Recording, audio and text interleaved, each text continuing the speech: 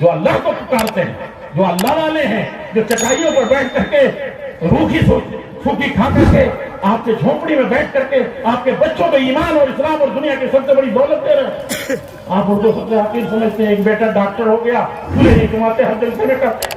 اور یہ جو کلمہ لا الہ الا اللہ جب تک زندہ موجود ہے، یہ دنیا موجود ہے، آپ اس کو حقیر سمجھتے ہیں۔ میرے عزیزوں، میرے بھائیوں، کہاں کہاں کی بات کہی جائے، کیسے کیسے کہی جائے، کیوں کر کہی جائے۔ بہرحال آپ تو اگر 100 غلطی بھی کرے تو معاف، کیونکہ پاکل کانفرنس آپ نے ایسے انجام دی ہے کہ میں جہاں جا رہا ہوں، کل بھی بسی کونڈا میں گیا، سارے بمبے والے تھے، پتہ نہیں کہاں کہاں کے، سبھی کہتے مولانا کیا پاکل کی طرف سے کانفرنس ہو سکے گی؟ پھر مولانا وہاں مجھے کچھ نہیں چاہیے تھا، وہاں اپنے لوگوں کا یہ جمگھٹا دیکھا، 25 کلومیٹر وہاں کے مثالیں لوگ دے رہے، ایک کویت کے آدمی مثال ان کی بیانات سے ہم سبا کو مستفید فرمائیں۔ مائک پر امیر محترم حفظہ اللہ۔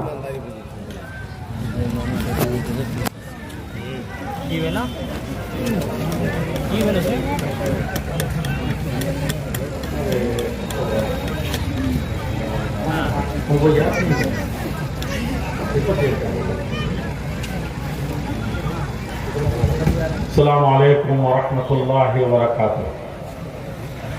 الحمد للہ نحمده ونستعینه ونستغفره ونعوذ باللہ من شرور انفسنا ومن سیئات اعمالنا، من يهده اللہ فلا مضل له ومن يضلله فلا هادي له، وأشهد أن لا إله إلا الله وأشهد أن محمدا عبده ورسوله، أما بعد فإن خير الحديث كتاب الله، وخير الهدي هدي محمد صلى الله عليه وسلم، وشر الأمور محدثاتها، وكل محدثة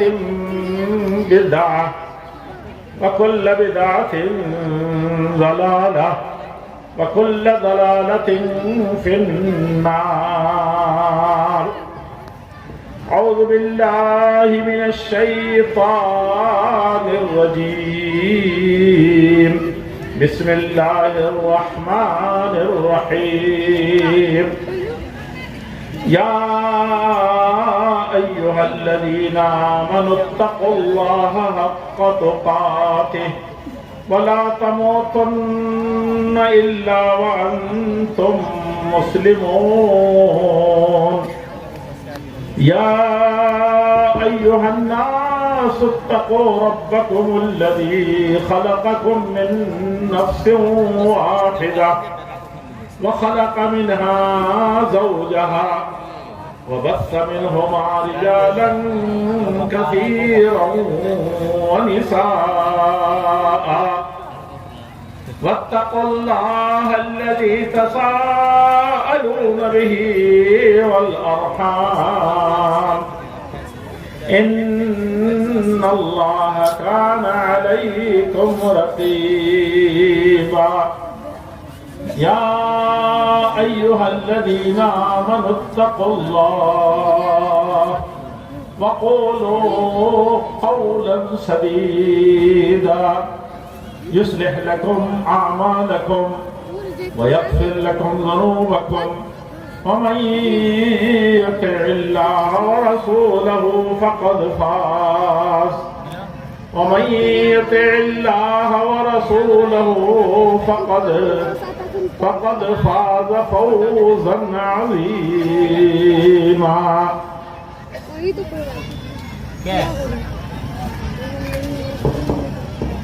میرے اس اہم ترین تاریخی علاقے اور منطقے کے تمام ہی معزز بزرگوں، ساتھیوں، بھائیوں، جماعتی بھی، ملی بھی اور ہم وطن تمام ہی معزز عزیزوں، اور نونہالوں، ملت کی ماں اور بہنوں، ہماری جمعیت اہل حدیث کے مقامی، ضلعی اور صوبائی جمعیت اور اسی طریقے سے مرکزی جمعیت کے تمام ہی اراکین، متعلقین اور منتصبین، خاص طور پر جو یہ عظیم الشان اجلاس ہماری ضلعی جمعیت اہل حدیث نے بلائی ہے اور جس کی سرپرستی ہماری صوبائی جمعیت اہل حدیث، خاص طور پر تھوڑی دیر پہلے ہمارے درمیان موجود تھے مولانا یونس صاحب اثری قاری صاحب، اور ابھی جو خطاب فرما رہے تھے ولولہ انگیز مولانا عقیل اختر صاحب مکی، اور حقیقت میں اس وقت کے روح رواں مولانا شمس الحق صاحب سلفی اور ابو طاہر سلمہ اللہ اور ان کی پوری ٹیم جو مرکز سے جڑی ہوئی ہے اور یہاں کے بھی مختلف میدانوں میں کام کر رہی ہے۔ یہ تمام ہی حضرات، مولانا معین الحق فیضی صاحب بھی اس قافلے میں رواں دواں ہیں، اور اس کے علاوہ ہماری ضلعی جمعیت اہل حدیث نے جس طرح کی محنت کی ہے وہ تمام حضرات ہی ہمارے مراد ہیں۔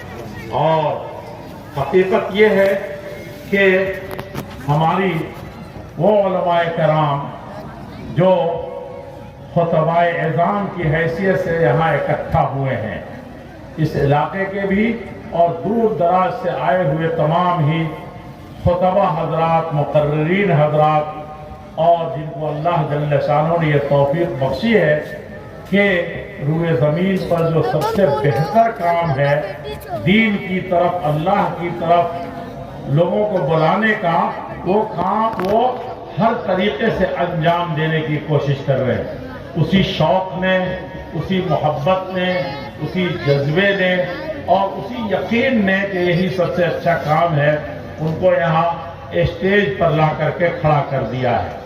کچھ لوگ والنٹیئر کی حیثیت سے میں نے دیکھا کام کر رہے ہیں، رضاکاروں کی شکل میں گھوم رہے ہیں۔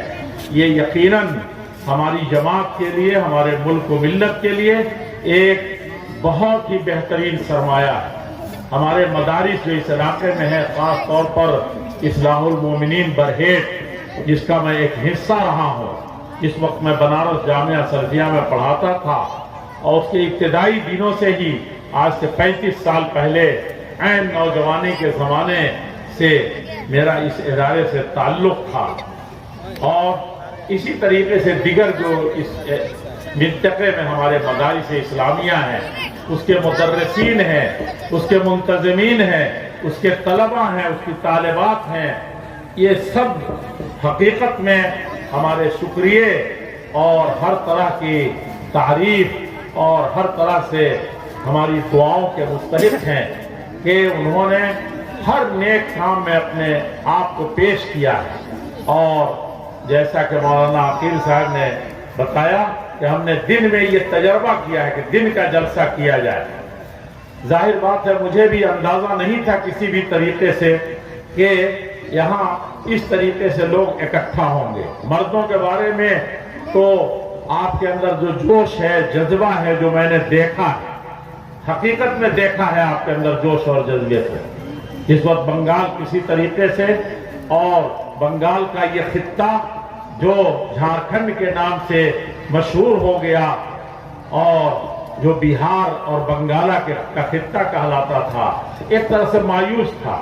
ہم نے دیکھا کہ اپنے آباء و اجداد کے کارناموں کو لوگوں نے بھلا دیا، نہیں جانتے ہیں اس کو۔ لیکن جو میں نے پاکوڑ کانفرنس کی ٹھانی تھی، میں آپ کو کیا بتاؤں پاکوڑ کانفرنس کس طریقے سے قائم ہوئی تھی، اور صرف ایک آدمی کے ضد سے قائم ہوئی تھی۔ پورا انڈیا ایک طرف تھا، اس وقت ہماری 21 اسٹیٹ مرکزی جمعیت کے تحت تھے، لیکن کسی کا بھی تھا کہ اس علاقے میں جلسہ نہیں ہو سکتا، اس علاقے میں آل انڈیا کانفرنس نہیں ہو سکتی۔ 17 ملکوں کے لوگ کیسے آئیں گے؟ امریکہ سے لے کر کے، آسٹریلیا سے لے کر کے، افریقہ سے لے کر کے، یہ دنیا کے بر اعظموں کے لوگ کیسے یہاں اکٹھا ہوں گے؟ میں میں نے طالب علمی کے زمانے سے تاریخ پڑھی تھی اور دل سے پڑھا تھا. عام ایسے ہی قصے کہانی نہیں. ہر میں کہوں کہ قدم قدم پر چلتے ہوئے جب اس خطے کو کبھی کبھی دیکھا, اور حقیقت یہ ہے کہ میں نے جب اس کی تاریخ کے پنے پلٹے اور اسی موقع سے بڑے بڑے کام ہوا, آپ کو پتہ نہیں ہوگا, بہت عظیم الشان کام ہوا. دوسرے ملکوں سے لوگوں نے لکھا کہ پاکل کانفرنس میں اگر 100% ناکام کہی جاتی ہے, لوگ نہ آئے ہوں, علماء نہ پہنچے ہوں, دینی باتیں نہ ہوئی ہوں, تب بھی یہ 100% کامیاب کانفرنس ہے. کس لیے جانتے ہیں؟ اس لیے کہ اس وقت ایک کتاب لکھی گئی تھی, ایک کتاب تیار کرائی تھی. اس علاقے کی تاریخ کا حصہ اس میں خاص طریقے سے تھا, اور کو جب دوسرے ملکوں میں لوگوں نے پڑھا تو کہنے لگے کہ اگر کروڑوں کروڑ خرچ کیا گیا ہو اور کوئی کام پاکل میں نہ ہوا ہو, کوئی عالم نہ گیا ہو, لیکن اس موقع سے یہ کتاب چھپ گئی ہے, تو اگر کروڑوں خرچ ہوا ہے تب بھی کم. یہ تاریخ ہے آپ کی, یہ آپ کے آباء و اجداد کی قربانیاں ہیں. آج میں راستے میں آتے ہوئے کہہ رہا تھا کہ 5-6 سال کے بعد بھی جسی ڈی سے راستے ابھی بہت ٹھیک نہیں ہوئے, بہت وقت لگ گیا. میں پہلے سے آدھا وقت میں پہنچنا چاہتا تھا. ابھی میں بستی سے چلا, بستی کے دیہات سے گورکھپور پہنچا, 1.5 گھنٹے میں پہنچا. اتنی ہی مسافت جو میں 3.5 گھنٹے 3 گھنٹے میں آیا, یقین جانیے. لیکن آپ کے آباء و اجداد جب کوئی سڑک نہیں تھی, کوئی راستہ نہیں تھا, جنگل تھا, لوگ کھیتوں اور جنگلوں سے ہو کے گزرتے تھے, اس وقت جو کام ہوا تھا اس وقت آپ سب مل کر کے نہیں کر پاتے. اس طرح کا پنڈال وہ سوچ نہیں سکتے تھے, ایسا مائک کبھی لگتا نہیں تھا. لیکن گاؤں کے گاؤں لوگ سدھر گئے, گاؤں کے گاؤں لوگوں نے کلمہ پڑھا, گاؤں کے گاؤں کتاب و سنت قرآن و حدیث, جس کے بارے میں آخری نبی محمد رسول اللہ صلی اللہ علیہ وسلم نے بڑی محنت کر کے, رات دن ایک کر کے, جان کھپا کر کے, خون پسینہ بہا کر کے, آپ نے اپنے گھر والوں کو گنوا کر کے, اپنا گھر بار چھوڑ کر کے, جب ہم کو ایمان پر لا کھڑا کیا تھا عرب کے مٹھی بھر لوگوں کو, تو اس وقت کہا تھا ترکتکم علی المحجۃ البیضاء لیلھا کنہارھا لا یزیغ عنھا الا ہالک. میری امت کے لوگوں, تم سب سے زیادہ بدترین لوگ تھے. ایک اللہ کو چھوڑ کر کے پیدا کرنے والے کو تم دنیا دنیا مانتے تھے, ہر جنات کے پیچھے تم دہائی دیتے تھے, بھاگتے تھے, اور اسی طریقے سے رسم و رواج میں تم اس طرح سے گئے گزرے ہو گئے تھے, کیڑے مکوڑے تم کھاتے تھے, حلال و حرام کی کوئی تمیز نہیں تھی, اور تمہارے درمیان عورتوں کو, بچیوں کو پیدا ہوتے ہی باپ گڈھا کھودتا تھا, اپنے ہی ہاتھوں سے زندہ دفن کر دیتا تھا. یہ کیفیت تھی تمہاری. طلاق اور بیاہ کا کوئی مسئلہ نہیں ہے. جب کوئی چاہتا تھا کسی بچی کو, کسی بیوہ کو جس طریقے سے لے کے چلا جاتا تھا, وہ دنیا کی سب سے منحوس اور ٹائم سمجھی جانے والی یہ عورت کہلاتی تھی. میری امت کے لوگوں, کیا تم بھوکے نہیں تھے؟ دنیا میں تمہاری کوئی عزت نہیں تھی. دنیا میں جھوٹ بولنا, آپس میں لڑائیاں لڑنا, اور سب سے بڑی چیز ہے کہ تعصب کی بنیاد پر فلاں فلاں علاقے کے ہیں, فلاں فلاں خاندان کے ہیں, فلاں فلاں زبان بولتے ہیں, فلاں کا رنگ کالا ہے, اور فلاں ہم گورے ہیں, فلاں گورے ہیں تو ہمارے دشمن ہیں. کہا کہ کون سی برائی تھی جو تمہارے اندر نہیں تھی؟ ایک آدم کی تم اولاد تھے اور تم انیک بن چکے تھے. میری امت کے لوگوں ایسا تھا کہ نہیں؟ تو صحابہ کرام نے کہا تھا کہ ہم آپ بالکل ایسے ہی تھا. بلغ, آپ نے فرمایا کہ آپ نے جس طریقے سے پہنچانا تھا, اتنے بڑا خرچ کرنے کی وہاں ضرورت نہیں تھی. اس طریقے سے لاؤڈ اسپیکر اور شامیانے نہیں تھے, اتنے علماء کو دعوت نہیں دی جاتی تھی. سارے علماء ایک ایک دوڑ جاتے تھے. ابو بکر رضی اللہ عنہ سے جا کے پوچھئے, عمر سے پوچھئے, وادی ذوالجلال میں اونٹ چلا رہے ہیں, باپ کے بچی کو تو علماء یہاں بیان کرتے ہیں, آپ سڑکوں پر گھوم رہے ہیں, اتنا دور سے آئے ہیں. یہی موتی تو مدرسوں میں جھڑتے ہیں, ایک استاد کے منہ سے نکلتے ہیں. یہی چیزیں تو حدیث کی کتابوں میں لکھی گئی ہے. یہ مولانا عقیل صاحب نے جب پاکڑ کانفرنس کی حامی بھر لی تو میں نے کہا تھا کہ ہم نے آج تک ایک پنہ بھی نہیں چھاپا، ایک پنہ بھی بنگالی لوگوں کے لیے مرکزی جمعیت اہل حدیث سے نہیں لکھا۔ اس لیے مولانا ٹھیک 1 مہینہ سوا مہینہ پہلے ہم بنگال جا کر کے ایسے ہی واپس نہیں آنا چاہتے۔ بنگال سے مراد یہ تھا کہ یہ پورا خطہ، بہار بھی مراد ہے، جھارکھنڈ بھی مراد ہے، جہاں بنگلہ بولی جاتی ہے۔ میں نے کہا کہ یہ حقیقت یہ ہے کہ اتنی بڑی کانفرنس ہم کرنے جا رہے ہیں اور وہاں 3 دن تقریر کریں گے، لوگوں کے ایمان تازہ ہوں گے، لوگ صحیح طریقے سے اپنی جمعیت اور جماعت کو سمجھیں گے، ایسے ہی ضائع نہیں ہوں گے کہ کوئی آیا اسلامی اسٹیٹ کا نعرہ لگایا آپ اس کے پیچھے بھاگ گئے۔ آج ہمارے جوان بھاگ رہے ہیں تو وہاں تو اسکول قائم ہو رہا ہے، وہاں تو ریلیف بڑھ رہا ہے، وہاں تو نعرے لگ رہے ہیں کہ چلو فلسطین، اور وہاں یہ ہو رہا ہے۔ یہ سب جھوٹے دعوے ہیں، امت کو الجھانے کے طریقے ہیں۔ بہت سے لوگ ہیں جو کہتے ہیں اللہ اللہ کرو اور آپ کے ایمان کا سودا کر رہے ہیں، جسے محمد رسول اللہ صلی اللہ علیہ وسلم نے 23 سال میں صرف کلمہ پڑھایا، 23 سال میں کلمے کا مفہوم سمجھایا، اور وہ زمین پر اس سے زیادہ ایمان اور اسلام پر چلنے والے نہیں ہیں۔ اس طریقے سے آگے لوگ بہکاتے رہے۔ ہوا کہ یہ 3 دن کی تقریریں ہمارے اس قوم کے لیے جو مختلف نعروں کے پیچھے بھاگ رہی ہے یہ کافی نہیں ہوگا۔ ایک سادی سی کتاب جس سے دلوں کو نرمائے، ایمان کو گرمائے، ریاض الصالحین پر نظر انتخاب ہوئی۔ مولانا سے میں نے کہا کہ مجھے 2 ایسے بنگالی علماء چاہیے جو اس کو 1 مہینے کے اندر ترجمہ کریں اور اس کو ہم پاکڑ کانفرنس میں چھاپ کر کے لائیں گے۔ ایسے تو بہت سی چیزیں لائیں گے، لیکن ہم چاہتے ہیں کہ بنگلہ میں گھر گھر پڑھا جائے، قرآن کا ترجمہ پڑھا جائے، اور حافظ الباری اللہ ان کو غریق رحمت کرے، ان سے یہ ہوا کہ یہ ترجمہ پھر بنگلہ دیش سے ہوا کہ ڈاکٹر عبدالباری کے ترجمے کو منگایا جائے، اور اس کے لیے کافی جتن ہوئے تھے۔ لیکن آپ مولانا عقیل صاحب میں ایک ہی خامی، جب ان کے سر میں سودا سماتا ہے تو یہ بالکل بے تحاشا بھاگتے، اور اسی وقت 2 لوگوں کو متعین کیا گیا، اور انہوں نے 1 مہینہ سے پہلے ہی خوشخبری سنائی کہ اس کا ترجمہ مکمل ہو گیا 2 جلدوں۔ سوچ سکتے ہیں، 2 جلدوں کا مکمل ہوا، اور دلی وہ گیا اور چھاپ کر کے پاکڑ کانفرنس سے پہلے 1-2 دن پہنچ گئی ریاض الصالحین۔ پتہ نہیں آپ کے گھروں میں پہنچی یا نہیں پہنچی۔ میں نے تو 2 ایڈیشن چھپوائے اور دے دیا بنگلہ دیش کو، دے دیا جس کو چھاپنا ہے چھاپو، یہ مرکز کی ملکیت ضرور ہے، لیکن یہ جس طرح ہر گھر میں پہنچنا چاہیے۔ میں نے اس کو 2 ایڈیشن تو مجھے یاد ہے، 3 کا خیال نہیں ہے کہ وہ چھپ کر کے کہیں گئی یا نہیں گئی۔ بہرحال میں آپ سے یہ عرض کر رہا ہوں کہ اللہ کے نبی صلی اللہ علیہ وسلم نے اس وقت جب گھر گھر پیغام پہنچا دیا، تھوڑے سے لوگ تھے تو انہوں نے کہا اللہ حل بلغت، لوگوں میں نے کیا پہنچا دیا؟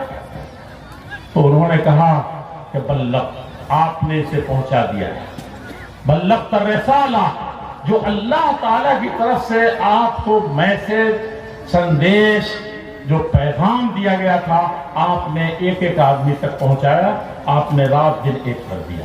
علماء اس کو یاد رکھیں، یہ معاملہ صرف اسٹیج کا نہیں ہے، یہ صرف اشتہاروں کا نہیں ہے، یہ صرف آپ کے آنے جانے کے سہولیات کا مسئلہ نہیں ہے، یہ مزاج بنانا پڑے گا۔ اور آپ کو ایک مکتب میں ایک بچے کو، چھوٹی سی بچی کو، چھوٹے سے بچے کو کلمہ سکھانے سے لے کر کے الف با پڑھانے تک، یہ سب کام آپ کو کرنے ہیں۔ اور آپ کے آباء و اجداد جیسے آج دلی کے ناظم صاحب کو بلانا بڑا مشکل ہے، بمبئی سے کسی بڑے خطیب کو بلانا۔ آپ کا اخلاص ایسا تھا کہ ایک لفظ آپ کے دادا پڑھنا نہیں جانتے تھے، آپ کے پردادا پڑھنا نہیں جانتے تھے، لیکن سید بادشاہ کا، شاہ اسماعیل شہید کا قافلہ آپ کے علاقے میں اترا تھا،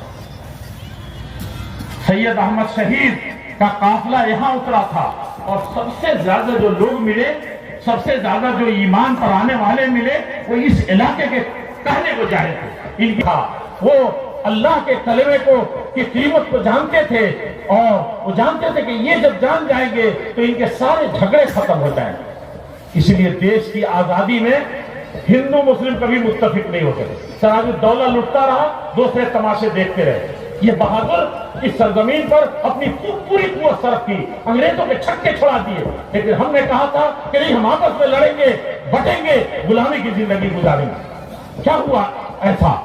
چونکہ وہ سور پھونکنے والا کوئی نہیں تھا، دل جو حقیقت میں دل ہونا چاہیے پتھر نہیں ہو گیا تھا، وہ اس کے اندر علم نہیں تھا، لیکن ایمان کی روشنی قبول کرنے کے لیے بڑی زرخیز زمین تھی یہ۔ تو سید احمد شہید، شاہ اسماعیل شہید اور علماء، یہ بنڈل خاندان، آپ نے یا عبداللہ القافی، یہ پورے فرائضی تحریک یہیں کی دین ہے۔ مجھے افسوس ہے کہ یہاں کے علماء نہیں جانتے۔ فرائضی تحریک شہیدین سے پہلے وہ عظیم الشان کارنامے اس نے انجام دیے ہیں، لیکن افسوس کے پتا پتا بوٹا بوٹا حال ہمارا جانے ہے، جانے نہ جانے گل ہی نہ جانے باپ کو سارا جانے ہے۔ مجھے آپ سے شکایت نہیں کہ آپ نے آباء و اجداد کے ان عظیم الشان تاریخ کو یاد نہیں رکھا۔ افسوس ہم لوگوں پر ہے جو یہاں کے لوگ بھی اس فرائضی تحریک کو نہیں جانتے، اور اس کے ڈھونڈنے سے اس کے پنے نہیں ملتے۔ بڑی مشکل سے چند چیزیں میں نے جمع کرائی تھی، وہ بھی تکمیل کو نہیں پہنچ سکی۔ آج علماء ہمارے جیسے لوگ تناسان ہو گئے، بخاری پڑھاتے ہیں 40 سال سے، بس بخاری کی شرحوں کے سارے نام نہیں جان سکے، بخاری کا اسلوب نہیں جان سکے، بخاری کا منہج نہیں جان سکے کہ بخاری کا جہاں الف شروع ہوتی ہے وہاں سے لے کر کے آخر تک دنیا میں جتنے فتنے ہیں، جتنی آزمائشیں ہیں، سیاست کے نام پر جتنی برائیاں پھیلی، لوگ کٹے مرے آپس میں، ایک دوسرے کے دشمن تھے، اور کئی نسلوں تک ان کی لڑائی باپ سے، دادا سے بیٹا لیتا تھا، بیٹے سے پوتوں پر آتا تھا، پر پوتوں تک کی لڑائی ختم نہیں ہوتی تھی۔ امام بخاری نے ان سب نقطوں کو سمجھایا کہ قوموں میں فرقے کیسے پیدا ہوتے ہیں، ایک انسان ایک جانور کیسے بن جاتا ہے، اپنے ہی جیسے انسان کو دھرم کے نام پر، مذہب کے نام پر، مسلک کے نام پر اور دنیا کے نام پر کس طریقے سے ایک دوسرے کو الجھاتا ہے۔ امام بخاری کی بخاری کو پڑھیے تو انسانیت زندہ ہو کے ملے گی، اور جتنے چور دروازے ہو سکتے تھے کہیں شروع ہو چکے تھے اور کہیں پر شروع ہونے والے تھے، ان سب دروازوں کو امام بخاری نے بند کر دی۔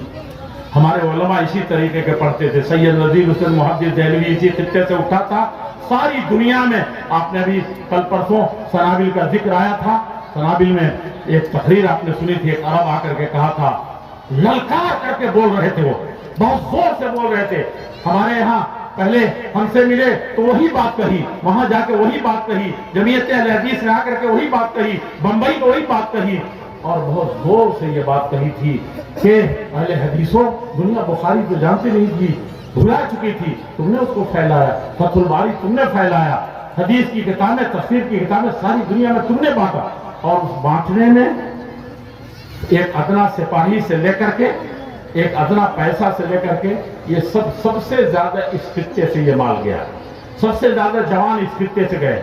ایسے نہیں کہ اس وقت گاڑیاں نہیں چلتی تھی، آپ یہیں سے جائیے دربھنگا ہوتے ہوئے، اور یا آپ سپول کے سامنے نیپال میں گھسیے، اور اس نیپال کے اور انڈیا کے اس سرحد سے ہوتے ہوئے آپ افغانستان تک چلے جائیے، وہاں آپ کے آباء و اجداد جا کے ان کی قبریں وہاں ملیں گی، ان کے آثار اور ان کے نقوش وہاں ملیں گے۔ یہ جانتے ہیں کیوں تھے؟ ان کے پاس دولت نہیں تھی، انگریز کے مارے ہوئے، ستائے ہوئے تھے، وہ ان کے مدارس ختم کر دیے گئے تھے۔ یہ دلال پور کا جو مدرسہ ہے، عبداللہ پور کا، خاص طور پر دلال پور کا، یہ ایسا مرکز تھا جہاں سے علم کی روشنی پھوٹتی تھی، دنیا اس سے منور ہو جاتی تھی، وہاں سے قوت اٹھتی تھی جس سے دیش آزاد ہوا۔ ہمارے دیش کے باسیوں کو ہم ہی خود بہت زیادہ سٹھیا گئے ہیں، ہماری عقل پر پردہ پڑ گیا ہے۔ جب ہماری عقل کا یہ حال ہے، ہمارے دماغ کا یہ حال ہے، ہمارے علم کا یہ حال ہے، تو ہماری گورنمنٹ کے لوگوں کا، مولانا عقیل صاحب سے معذرت کے ساتھ یہ کہتے ہیں سیاست کی بات نہیں ہونی چاہیے، وہ آئی جاتی ہے کہیں نہ کہیں۔ ہماری حکومتوں میں جو لوگ بیٹھے ہیں، جب ہم کو پتہ نہیں تو ان بیچاروں کو کیا پتہ ہوگا کہ دیش کی آزادی میں کیسی قربانی علماء نے دی، خاص طور پر اہل حدیث علماء نے۔ اور یہ ہندو مسلم کے جتنے تفریق لڑائیاں ہیں جس سے انگریز حکومت کر رہا تھا، راجاؤں کو پہلے سلایا، پھر نوابوں کو سلایا، بادشاہوں کو سلایا، آپس میں پھر سب ہندو مسلم لڑایا، اور اس کے بعد ٹھاٹ سے اس نے حکومت۔ آپ برطانیہ نہیں گئے ہیں شاید، لندن جا کے دیکھیے، آپ اسکاٹ لینڈ جا کر کے دیکھیے، آپ برطانیہ کے ایک ایک شہر کو دیکھیے، لگتا ہے کہ سونے سے بنایا گیا ہے، ان کے مکانات، ان کی عمارتیں، ان کی ترتیبات۔ اس چھوٹے سے جزیرے میں کہاں سے اتنی بڑی دولت آ گئی؟ کہاں سے یہ عقل آ گئی؟ وہاں تو اب تک کے مزدور جمع کیے جاتے، اتنے مزدور نہیں اکٹھا ہو سکتے.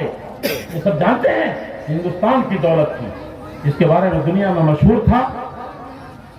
میں معذرت کے ساتھ کہوں گا، جن کو دنیا کے سب سے بدترین لوگ کہا جاتا ہے، انہوں نے سونے کی چڑیا بنا رکھا تھا. اور یہ چڑیا جو سونے کی تھی اڑ کے نہیں گئی، اس کو اڑا لے گیا اور وہاں جا کر کے اتنے عظیم الشان چیزیں ترتیب دی ہیں کہ صحیح کسی نے کہا ہے کہ 200 سال نہیں، صدیوں ان کے اس ڈسپلن کو، ان کے اس رکھ رکھاؤ کو، ان کے اس آپسی پیوست ہو کر کے اپنے تراث سے فائدہ اٹھانے کو 2 صدیوں کوئی ہلا نہیں سکتا ہوں. آپ تو ابھی ایک مدرسہ نہیں بنتا، اس کی چولے پہلے ہلانا شروع کرتے ہیں. سمجھا کہ نہیں؟ اظہری صاحب کہتے تھے کسی مولانا صاحب کے، آپ لوگوں کے بارے میں نہیں، اور ایک مئو کے ایک سیٹ کے بارے میں کہتے تھے کہ شام کو یہ لوگ پودا لگاتے ہیں اور بڑے دل سے لگاتے ہیں، کھاد ڈالتے ہیں، پانی ڈالتے ہیں، پورے مئو والوں کو جمع کر لیتے ہیں اور کہتے ہیں کہ دعا بھی کر دیجئے مولانا کہ یہ پودا بہت بڑا بنے، تنا اور درخت بنے، برگ و بار لائے. لیکن صبح اٹھ کر کے سب سے زیادہ ان کو فکر ہوتی ہے کہ فلاں کا نام نہ ہو جائے، ہلا کے دیکھتے ہیں لگ تو نہیں گیا. بڑے اسٹائل سے اظہری صاحب کہتے تھے، ہم لوگ ہنستے تھے. ہنسنے کی چیز نہیں ہے. آج ہمارے ہر ادارے کے ساتھ ہم خود کر رہے ہیں، اپنے ہر جمعیت کے ساتھ یہی کچھ کر رہے ہیں. ایک عالم دوسرے کے عالم کے خلاف کر رہا ہے. میں 23 سالوں میں اگر کوئی چیز اپنی زندگی میں سیکھی ہے اور سب سے زیادہ اس سینے میں قرض پیدا کیا ہے تو اسی چیز نے کیا ہے. ایک پھول ایک چمن میں پیدا ہوتا ہے تو دوسرے پھول کے اگنے سے وہ چمن پھیلاتا ہے، ورنہ اکیلا پھول سے چمن نہیں ہو سکتا. ایک صرف کیوڑا کا پھول ہو تو چمن نہیں کہلائے. اس چمن میں باغ و بہار اسی وقت آئے گا جب اس کے بھانت بھانت کے پھول کھلیں گے. ہاں اس میں کچھ کانٹے ہوں گے جو ہاتھوں میں چبھنے کے سامان، لیکن ان پھولوں کی رکھوالی کے لیے وہ کانٹے ہوں گے. وہی جو کانٹے اگے ہیں اسی سے ایک پھول جو اگے گا وہ اس پھولوں کی حفاظت کے لیے، نہ کہ یہ کانٹے اس پھولوں کو خسوخاسات کی طرح کاٹ کے باہر دینے کے لیے اور چبھن دینے کے لیے. ایسا نہیں ہے. لوگ مانتا ہوں سوسائٹی میں، معاشرے میں ایسا ہوتا ہے، لیکن آپ بھول جائیے جمعیتیں جب بکھرتی ہیں، جماعتیں جب بکھرتی ہیں کوئی سنبھالا نہیں دیتا. سینکڑوں سال تک آپ سنبھل نہیں سکتے. اس وقت لے دے کر کے جمعیتیں ہیں آپ کے پاس، جماعتیں ہیں، جیسی کچھ بھی ہے. جو لوگ جانتے ہیں وہ جانتے ہیں ان مدرسوں کی حقیقت کو. آج دنیا نہیں جانتی تو چاہے جو کہے. ندوا پر جب حملہ ہوا راتوں رات طلبہ اٹھائے گئے. آپ کے یہی کشن گنج کا ایک مدرسہ ہے، اس کے خلاف روز پڑھتے تھے ہم لوگ، پتہ نہیں کیا کیا. اور یہاں ابن تیمیہ تھا، اس کا ذکر میں نے سنا. اور دربھنگا کی تو بات ہی الگ ہے جہاں کے ہمارے اسلاف پیدا ہوتے تھے. آج مجھے بڑی خوشی ہوئی ہے، آپ نے دکھایا کہ مسلح اور مولانا مصلح الدین یوپی کے رہنے والے. یہ ہے جذبہ، یہ ہے ایمان، یہ ہے انسانیت اور یہ ہے اہل حدیثیت کہ بلال حبشی اگر آ کر کے کھڑا ہو جائے تو امت کے سب سے بڑے انسان اپنے دور کے عمر بن خطاب، جن کے سامنے بڑے بڑے صحابہ کرام گھبرا جاتے تھے، لیکن وہ چلتے ہوئے پکارتے ہیں تو کس کو خطاب دیتے ہیں؟ سیدنا بلال. حبشی نہیں دیکھا، غلام نہیں دیکھا، کالا کلوٹا نہیں دیکھا، بازاروں میں بکنے والا انسان نہیں دیکھا. وہاں ایمان کی قدر کی، اسلام کی قدر کی. جانتے تھے کہ اللہ کے رسول ان کو پسند کرتے تھے. 7 آسمانوں کے اوپر سے وَاصْبِرْ نَفْسَكَ مَعَ الَّذِينَ يَدْعُونَ، جو اللہ کو پکارتے ہیں، جو اللہ والے ہیں، جو چٹائیوں پر بیٹھ کر کے روکھی سوکھی کھا کر کے آپ کے جھونپڑی میں بیٹھ کر کے آپ کے بچوں کو ایمان اور اسلام اور دنیا کی سب سے بڑی دولت دے رہے ہیں. آپ ان کو سب سے حقیر سمجھتے ہیں. ایک بیٹا ڈاکٹر ہو گیا، کھلے نہیں سماتے، ہر جلسے میں کرتے. اور یہ جو کلمہ لا الہ الا اللہ جب تک زندہ موجود ہے، یہ دنیا موجود ہے، آپ اس کو حقیر سمجھتے ہیں. میرے عزیزوں، میرے بھائیوں، کہاں کہاں کی بات کہی جائے، کیسے کیسے کہی جائے، کیا کر کہی جائے. بہرحال آپ تو اگر 100 غلطی بھی کریں تو معاف، کیونکہ پاکڑ کانفرنس آپ نے ایسے انجام دی ہے کہ میں جہاں جا رہا ہوں. کل بھی بستی کونڈا میں گیا، سارے بمبے والے تھے، پتہ نہیں کہاں کہاں کے. سبھی کہتے مولانا کیا پاکڑ کی طرف سے کانفرنس ہو سکے گی؟ پھر مولانا وہاں مجھے کچھ نہیں چاہیے تھا، وہاں اپنے لوگوں کا یہ جمگھٹا دیکھا. 25 کلومیٹر وہاں کے مثالیں لوگ دے رہے. ایک کویت کے آدمی نے مثال دیا، کہاں کا؟